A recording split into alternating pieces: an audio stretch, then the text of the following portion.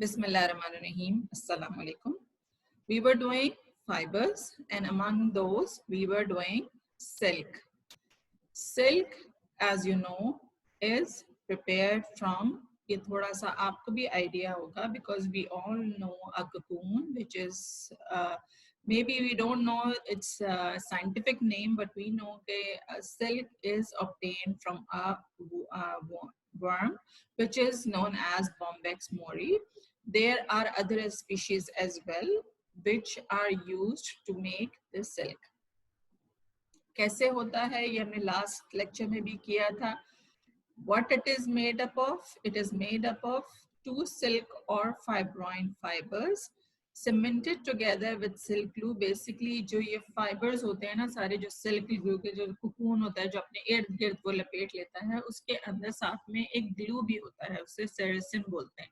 ये sericin जो है इसको remove करना पड़ता है to obtain pure silk. It is fully extended chains of alanine and glycine. It is composed, यानी means of alanine और glycine का बना होता है. It is non-elastic, don't double up like wool. Means if you stretch it, it won't double up like wool. And it contains no sulfur. Uses dressing a bit. Dressings के लिए use होता है, sutures and लिगेजेस दोनों के लिए use होता है, तीनों चीजों के लिए यूज होता है. एज ड्रेसिंग के तौर पे भी यूज होता है और सूचर्स और लिगेजेस के तौर पे भी यूज होता है. ड्रेसिंग के लिए oil silk in surgery to stop other dressing drying out, they cover them, ताकि दूसरी ड्रेसिंग जिसके beneath ड्रेसिंग्स हैं वो जो है ड्राई आउट ना हो जाए, तो उसको कवर करने के लिए यूजुअली जो है ये यूज की जाती है सिल्क ड्रेसिंग. सूचर्स और लिगेजेस में because they are non absorbable, they are quite strong and they do not disintegrate when wet, तो इसलिए सूचर्स और लिगेजेस में भी इस्तेमाल होता है. Microscopically, a solid rod-like fiber, lack of cellular structure and no distinguishing features. If you will observe it under microscope, you will see that they have rod-like fibers. It don't have a cellular structure, कोई proper cellular structure नहीं होता, और ये इसका कोई demarcation distinguished feature भी नहीं होता. Now some vegetable fibers. Number one is cotton. Cotton is cheap and used a lot. Cotton का आपको पता है कि ये प्लांट से हासिल किया जाता है, जो Gossypum herbaceum इसका साइंटिफिक नेम है, और ये बहुत सारे इलाकों में पाया जाता है. बिकॉज इसके डिफरेंट सोर्सेज है ना, तो इनकी क्वालिटी भी उसी हिसाब से डिफरेंट है. USA produces about half what is being produced in the whole of the world. Rest is Egypt. Egypt में बहुत ज़्यादा होती है as compare to South America and Pakistan and India, ये जो है ना इनमें फिर भी कम होती है, जबकि इजिप्ट और यूएसए में ज़्यादा होती है. और इजिप्ट और यूएसए की जो कॉटन की क्वालिटी है वो बहुत अच्छी है. There are certain certain things, certain parameters जिसकी बिना पे पाकिस्तान की कॉटन को भी बहुत ज़्यादा पसंद किया जाता है, बट ये नहीं है कि सिर्फ पाकिस्तान की कॉटन ही अच्छी है. देयर आर अदर एरियाज जिनकी कॉटन पाकिस्तान से भी ज़्यादा बेटर है. And we should being an agricultural in state, we should research and should work on our cotton to improve its quality. Sources: epidermal trichomes covering seeds of Gossypum herbaceum. Epidermal trichomes होते हैं ये, जो कि seeds को cover करते हैं. Basically इसको कैसे किया जाता है, सीड से पहले इसको रिमूव किया जाता है, इसको कहते हैं जिनिंग प्रोसेस कहते हैं. Ginning removes long hairs. Lintel, उसको फिर इसके बाद एक मशीन के अंदर डाला जाता है जो कि एक रॉ समझ लें आप कॉटन वर्ल्ड बनाता है. Gives poorer quality cotton made into chemical pulp और विस्कोस. और ये जो लिंटर होता है ना, इसी टाइम इसका जो कॉटन वर्ड पल्प निकलता है, इसको विस्कोस रेयन की मैन्युफैक्चरिंग में इस्तेमाल किया जाता है. Then seeds are pressed to get cotton seed oil. Seed जो अलग होते हैं इनको कॉटन सीड ऑयल के लिए यूज किया जाता है. And then seeds use as animal crop. और फिर उसके बाद जो उसमें से बचता है तो वो एनिमल क्रॉप के लिए यूज किया जाता है. तो देखा जाए तो पूरा ही तरीके से ये प्लांट जो है it's very very useful plant. Production. Raw cotton has a waxy cuticle covering the trichome, making it fairly non-absorbent. Removal by raw cotton has a waxy. जो raw cotton होती है ना, उसका एक covering उसके ऊपर होती है wax की, because उससे oil भी निकलता है ना. Oil, ये जो cotton seed oil है, ये बड़ा important oil है, तो ये भी हासिल होता है उससे. तो उसकी वजह से जो इसके ऊपर कॉटन होती है ना, उसके ऊपर एक वैक्सी लेयर होती है, लेकिन उसको रिमूव कर दिया जाता है उसको मोर एब्जॉर्बेबल बनाने के लिए. इट इज कैसे किया जाता है? रिमूव बाय सोकिंग और pressure heating. Loosen cotton to alkali. Alkali के साथ या किसी भी अल्कली के साथ, सोडियम हाइड्रोक्साइड या पोटेशियम हाइड्रोक्साइड के साथ इसको जो है वो सोक किया जाता है, उससे ये वैक्सी मटेरियल रिमूव किया जाता है to get absorbing cotton. Then wash, bleach and mechanically loosen scotched. इसको प्रोसेस को स्कचिंग बोलते हैं. Then washed, bleach और mechanically इसको लूज किया जाता है. There are different grades: raw cotton, hospital quality absorbent wool और BPC, that is British Pharmacopoeial Codex. Raw cotton तो आपको ऐसे ही, जैसे रॉ कॉटन मीन्स के ज्यादा उसके ऊपर ज्यादा प्रोसेस नहीं की गई, इम्प्योरिटीज के साथ है. एंड यू रिक्वायर्ड दैट, क्योंकि जब वोंड होते हैं, जब बहुत बड़े बड़े वोंड्स होते हैं, स्पॉइलेज हो रहा हो, जैसे पास सही हुआ है, तो उसके लिए आपको रॉ कॉटन रिक्वायर्ड होती है, but it should be absorbable. Then the other is the hospital quality absorbent cotton wool, that is poor quality to BPC. तो ये जो BPC है, इससे ये पुअर क्वालिटी की होती है, क्योंकि बीपीसी जो होती है, जब उसके ऊपर आप जब उसको मोर प्योरीफाई कर लेते हैं ना, जब उसको सब इम्प्योरिटीज से आप तकरीबन खत्म कर लेते हैं, तो उसकी प्राइस भी हाई हो जाती है. तो आप उसको आप जैसे आपको सिर्फ कुछ एब्जॉर्ब करना है, या ऐसे वूंड्स हैं जिसमें कि आपको क्वांटिटी ज्यादा चाहिए है, और उसमें इसका कोई फर्क नहीं पड़ता कि किस किस्म की बैंडेज, मतलब बहुत ज्यादा क्वालिटी अच्छी होगी, ये नहीं कि गंदी हुई होगी, लेकिन अच्छी होगी, लेकिन आपकी पर्पस के ऊपर है ना कि किस तरह की है, उस वक्त आपको रिक्वायर्ड होती है. तो it's a little inferior quality to BPC. जबकि बीपीसी जो होता है हैज उसके थोड़ी इम्प्योरिटीज होती हैं. इसके एक फार्माकोपियल कोडेक्स के अंदर इसकी पूरी जो है दी हुई है लिमिट्स के, कितनी लिमिट्स होनी चाहिए इम्प्योरिटीज की, सीड्स की.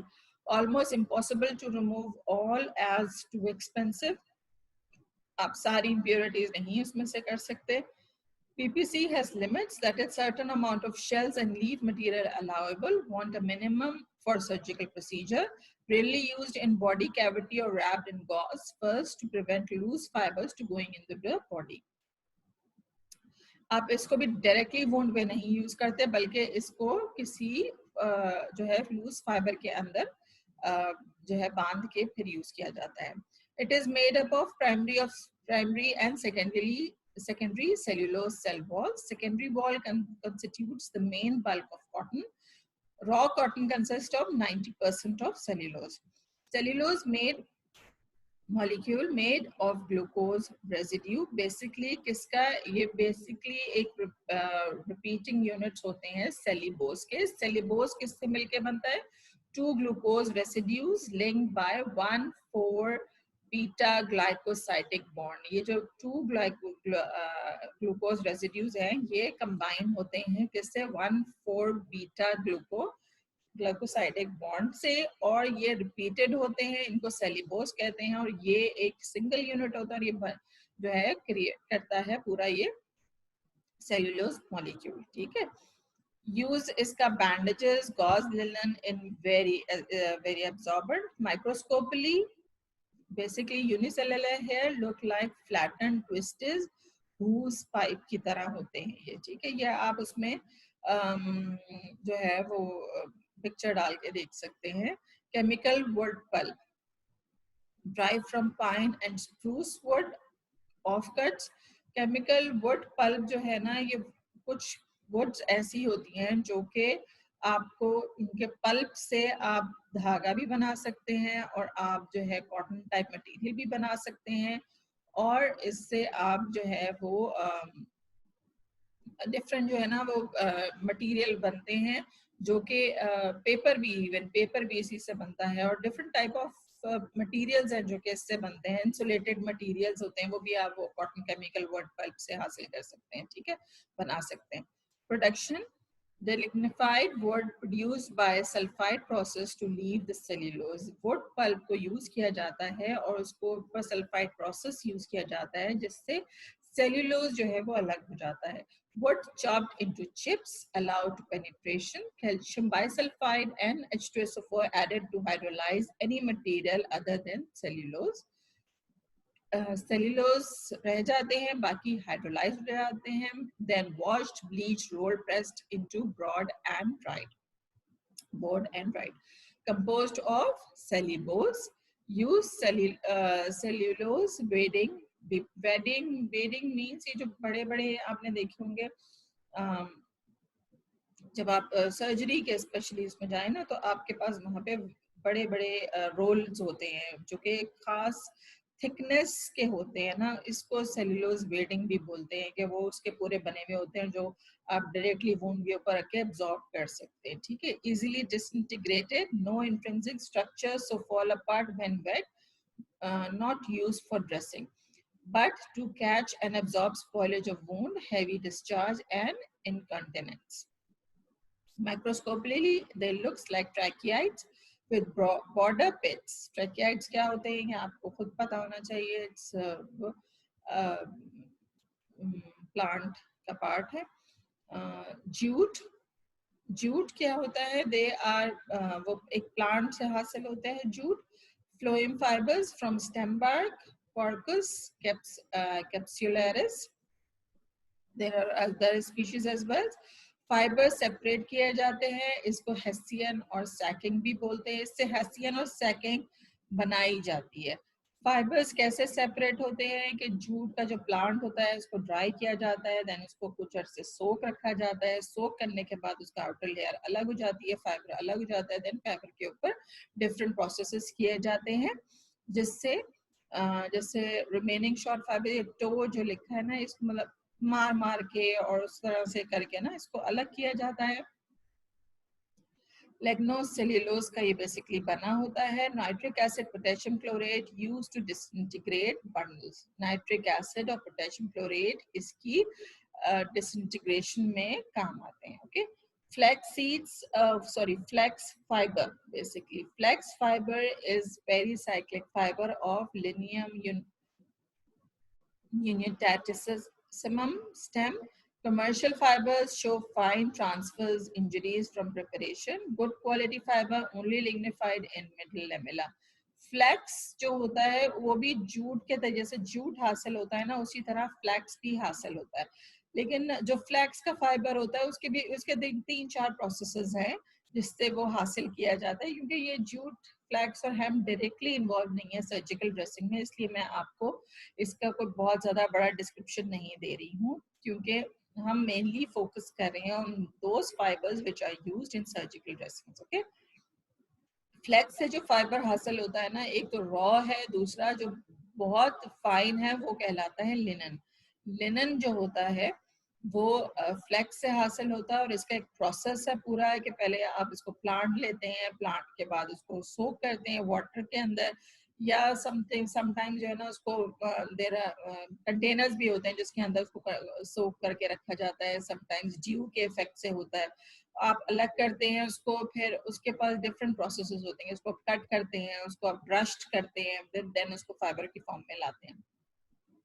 हेम्प जो है वो कैनबिस सटाइवस से हासिल होता है। कैनबिस सटाइवस आपको पता है भंग का जो प्लांट, आज के भंग जो है ना वो काफी ज्यादा मशहूर है, तो उस प्लांट से हासिल होता है। They are mostly cellulose and minimal lignification, fibre ends bluntly round, some forked from injury, lumen flatten और ओवल। फाइबर का तरीका वही है उससे हासिल करने का कि उसको ड्राई करके सोक किया जाता है एंड देन उससे हासिल किया जाता है। Then regenerated fibers. Regenerated fibers कौन से होते हैं? They are produced from naturally occurring long chain molecules. They are isolated, controlled and possibly modified. They are usually semi-synthetic. Number one is viscose rayon. Viscose rayon या viscous rayon regenerated cellulose भी कहा जाता है इसको। Made from Lintner's inferior grade of cotton short hairs या wood pulp भी।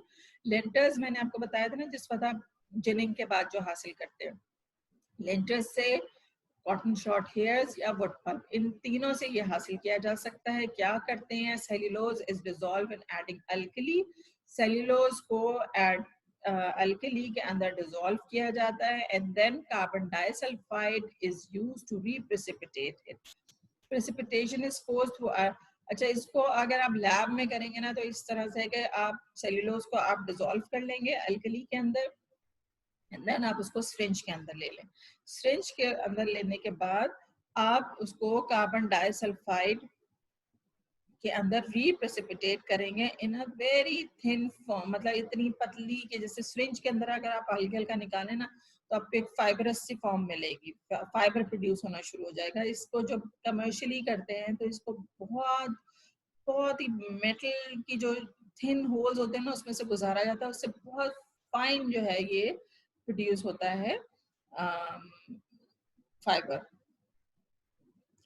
Okay, can get the desired quality free from impurities, क्योंकि इसमें कोई ना सीड होगा ना ही कोई प्लांट का मटेरियल होगा, तो ये एक डिजायर्ड क्वालिटी प्रोड्यूस कर सकता है viscose rayon. In a mixture with cotton as non surgical absorbent material के तौर पे यूज होता है। Macroscopically its tensile strength varies from 2 to 3 to 1.5 that of cotton के हवाले से इसकी टेंसाइल स्ट्रेंथ जो है वो ज्यादा होती है। When wet it loses about 60% of its tensile strength. If more than a certain amount, it used material may need to be made water repellent and cotton. Example is cotton crepe bandage. इसको जो है वो cotton crepe bandage के में भी use किया जाता है। Microscopically fibers are solid and transparent, slight twist with groove along their length. From being immersed in regenerated solution, end of fibers are abrupt. Comparison with cotton, that is impurities in cotton. Waxy material never completely removed from cotton. When stored in a warm temperature, pockets of wax move out and coat the fiber, therefore absorbency lost on storage. Cotton का थोड़ा सा ये drawback है कि वो long storage के लिए use नहीं हो सकती। Now cellulose acetate, largely superseded by synthetic fiber production. Cotton linters and delignified wood pulp या purified cellulose, तीनों चीजें यूज की जाती हैं। इसको partially acetylated by mixing glacial acetic acid, acetic anhydride and a catalyst. Precipitate किया जाता है as acid resin flakes. These are dissolved in acetone. Then the solution is filtered and spun down a column of warm air. Properties: they are less absorbent than viscose rayon. They loses less strength when wet, and like nylon produces static electricity. They can produce static electricity. Microscopically and macroscopically, they are similar to viscose rayon. Now alginate, ये basically जो है alginic acid comes from cells of brown algae. Alginic acid को की जो है जो alginate fibre है वो प्रोड्यूस किया जाता है एल्जिनिक एसिड से। Sodium alginate solution is pumped through a spinner immersed in a bath of calcium chloride solution.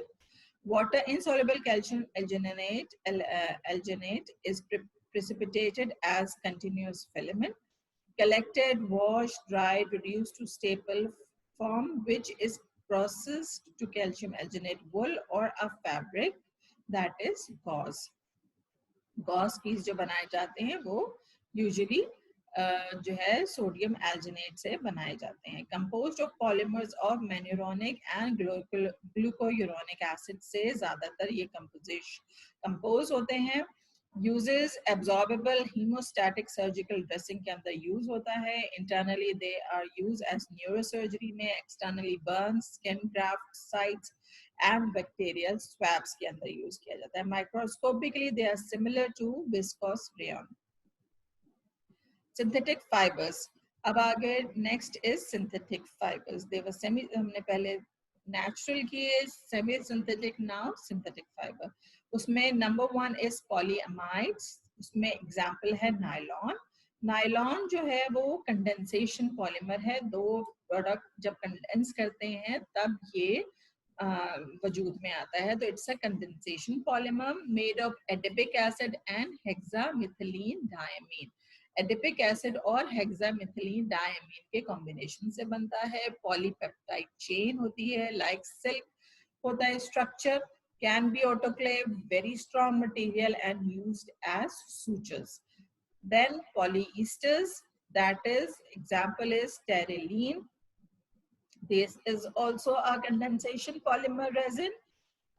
Condensation polymer है, but it's a resinous material made of ethylene glycol and terephthalic acid. Can be autoclaved, and we can distinguish between nylon and terylene through our chemical tests. Use sutures, preparation of artificial grafting. Next is polypropylene.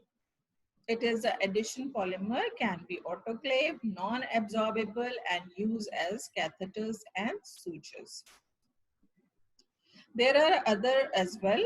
These are also synthetic, acrylic, and spandex. Acrylic provides warmth from a lightweight, soft, and resilient fiber. Acrylic fiber कहलाता है. Spandex जो होता है extremely elastic होता है. ये एक खास process से बनाया जाता है और ये जो है ना, इसका प्रोसेस के अंदर काफी वर्क हुआ है और इसकी वजह से इसको जो है इस तरह बनाया गया है कि ये ब्रीदेबल बन गया है स्पेंडेक्स. और अगर आप जो ये होते हैं ना, क्या नाम है, स्पोर्ट्समैन, उनके जो कपड़े बनाए जाते हैं आजकल वो स्पेंडेक्स से बनाए जाते हैं. क्योंकि आपको स्पोर्ट्स ऑफ कोर्स रनिंग के लिए, उसके लिए आपको ऐसा मटेरियल चाहिए जो कि इलास्टिक हो. ठीक है. देन आता है मिनरल फाइबर्स. मिनरल्स मींस कि ये मिनरली, इसके सोर्स जो है वो मिनरल है बेसिकली. ठीक है. एस्बेस्टोस, रॉक वॉल और फाइबरग्लास, तीनों का जो ये है ये नेचर से ही आपको मिलता है. एस्बेस्टोस भी आपको एक नेचुरल, एस्बेस्टोस नेचुरल मटेरियल है, वो आपको नेचर से मिलता है. रॉक विल भी आपको इस तरह के certain type of rocks which are which are used in manufacturing. Asbestos, a natural fiber that has been used in fire resistant substances. Rock wool, a manufactured mineral fiber. और ये जो rock वुल है, fibre glass. Rock वुल basically अगर आपने insulation देखी हो, बहुत बड़े बड़े ऐसे जो वेयर हाउसेस होते हैं ना, जहाँ पे आपको टेम्परेचर थोड़ा कंट्रोल रखना पड़ता है, तो वहाँ एक इसकी रॉक वुल की भी एक लेयर लगाई जाती है. ठीक है. तो ये मिनरल फाइबर है. फाइबर ग्लास भी is a kind of mineral fibre. Now surgical dressing. Surgical dressing क्या होती है? Materials which are used alone or in combination to cover wound, protect the wound and favor its proper healing. Material which holds the dressing in desired position, bandage, and they are made up of fibers. Surgical dressing क्या है? Material which are used alone or in combination to cover, wound को cover करने वाली, protect करने वाली, फिर उसको hold करने वाली along with bandage, and they are mostly made up of fibers. Function: they reduce to prevent infection, they mechanically support the tissue, and they protect to healing wound. Pharmacopoeial requirements: there are certain pharmacopoeial requirements of surgical dressing. They should be sterile before use, stored in dry, when ventilated place, permitted antiseptic in prescribed concentration can be used, dyed unless mentioned in monograph, adhesive products not allowed to freeze, and no loose threads या fiber ends नहीं होने चाहिए. Types of recognized surgical dressings. Number 1 are fibers and related materials. ये अभी हमने सारा describe किया. Fibers and related materials में example viscose, wool, cellulose, bedding. Carded products में आता है absorbent cotton, viscose bedding. Non-extensible, non-adhesive woven products के अंदर आता है absorbent, muslin and domette bandage. Number 4 is non extensible adhesive woven product. इसके अंदर आता है पेलेटोना adhesive plaster, zinc oxide adhesive plaster. फिर एक्सटेंसिबल नॉन एडहेसिव प्रोडक्ट, इसके अंदर cotton bandage, elastic web bandage. Extensible adhesive woven product, example is की elastic adhesive bandage, extension plaster, and non-woven products, that is impermeable plastic surgical adhesive tape, permeable plastic surgical adhesive tape. Properties: absorbing wound exudate from the site, prevent or combat infection, physical protection to the wound, mechanical support to the surrounding tissues, should not adhere to granulating surface, easy to handle or at all stages. They should be durable, free from loose thread ends of fibers, and easily sterilized.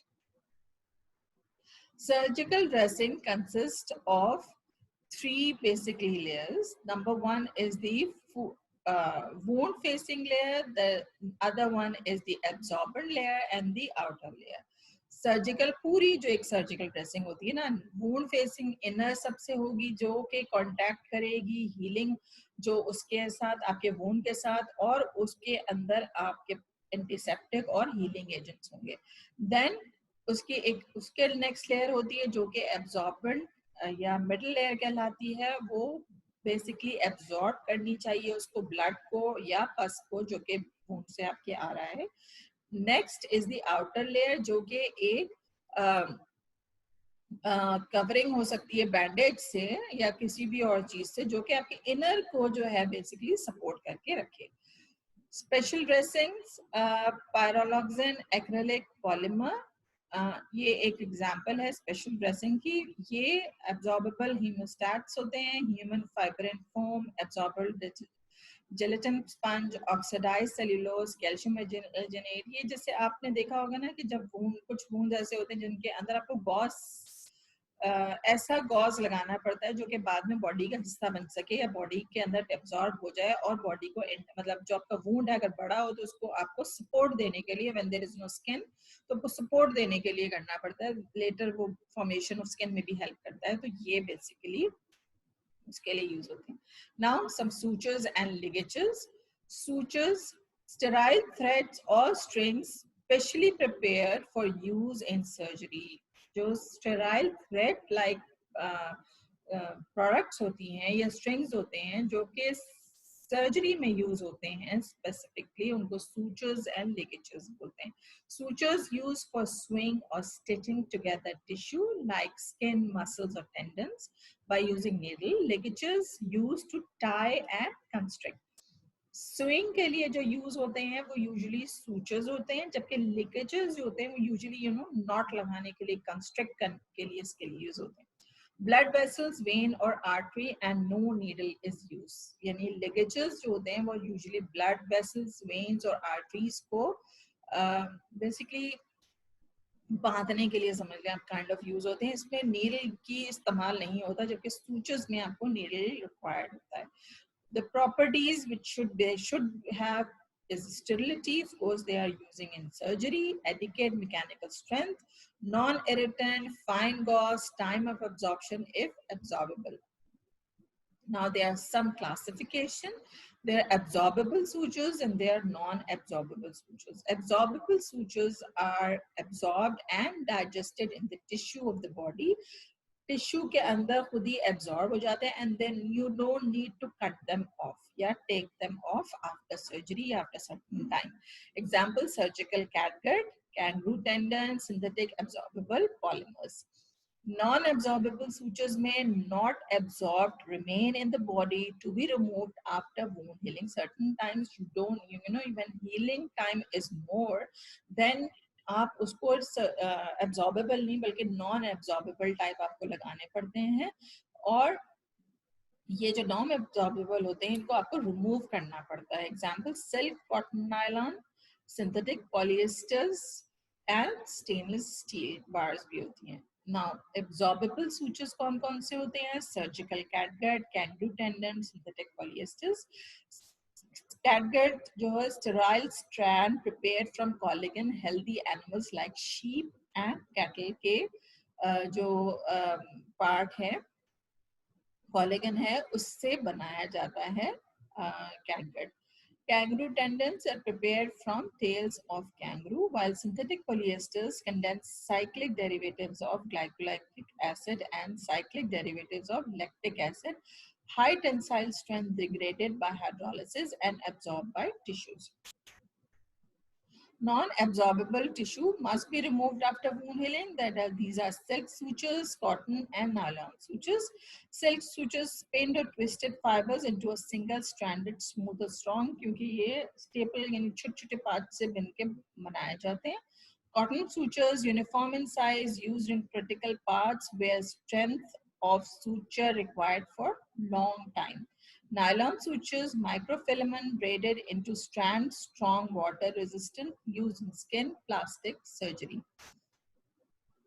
If you can see, these are different suture materials. अगर आप इनकी microscopically इनका अगर देखो तो you can see catgut. आप देखें आप polyglycolic acid यानी synthetic absorbent suture देखें. Silk is usually braided and nylon smooth होता है. There nylon propylene. इससे आपको थोड़ा सा अंदाजा हो रहा है कि ये किस टाइप के होते हैं microscopically. Non-absorbable sutures में आ गए linen suture. These are cheap, very strong, no uniformity in diameter. Metallic sutures, silver and stainless steel uses surgical aid. Monofilament, twisted और braided भी use होता है. Sterilization किस तरह से की जाती है? Number one is chemical method. Sterilization by iodine solution, long time and tedious होता है, but ये sterilization by heat किए जाती है. Heat directly autoclaving के जरिए, and sometimes they are boilable methods as well. Heating in high BP liquid like toluene or xylene in glass tube, which was sterilized in autoclave, requires high temperature for drying. Sutures become stiff, need soaking in sterilized water before use. Now last is catgut. Catgut के ऊपर आपको note खुद से लिखना होगा, ठीक है? क्या होता है थोड़ा सा मैं डिस्क्राइब करती हूँ, but I want you to write a note on catgut. Surgical gut suture is an absorbable, sterile surgical suture composed of purified connective tissues that is mostly collagen, derived from either the serosal layer of beef or the submucosal fibrous layer of sheep, ovine or bovine intestine. Intestine की जो layer है उससे जो है ये catgut form किया जाता है. तो आप ये भी देखो कि ये कितना लेंथ वाइज कंटिन्यूस और कितना बड़ा भी हो सकता है और छोटा भी हो सकता है. Surgical gut sutures are available in plain और क्रोमिक.